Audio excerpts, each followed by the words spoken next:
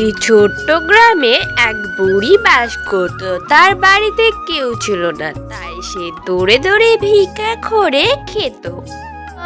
আমাকে কিছু খেতে দেবে গো? হ্যাঁ বুড়িমা, আসো ঘরে আসো, আমি দিচ্ছি এক্ষুনি খেতে। আমার অনেক ভালো হবে মা, অনেক ভালো হবে।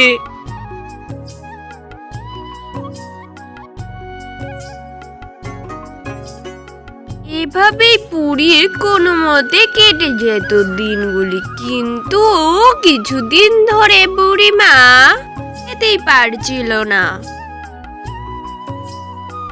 মা, আমাকে কিছু খেতে দেবে? না না, এখানে কিছু হবে না, যাও তো এখান থেকে। কোথা থেকে সব চলে আসে সকাল সকাল।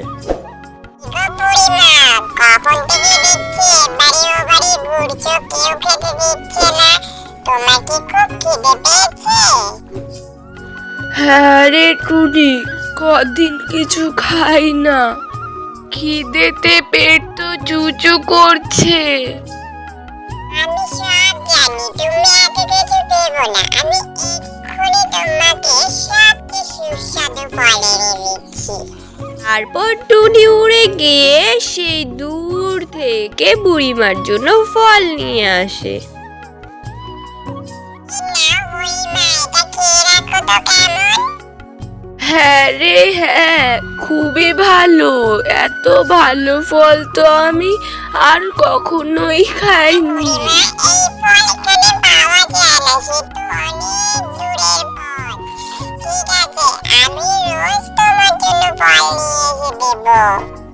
আচ্ছা বুড়িমা শোনো, এই বীজটা তুমি বাড়ির কাছে পুঁতে দিও, দেখবে ফল হবে।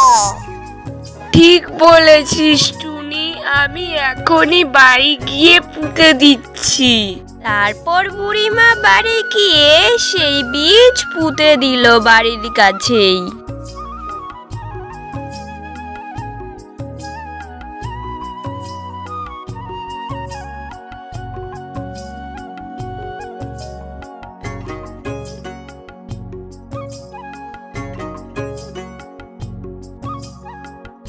এই দেখো বুড়িমা, কত ফল হয়েছে ছোট্ট গাছটায়।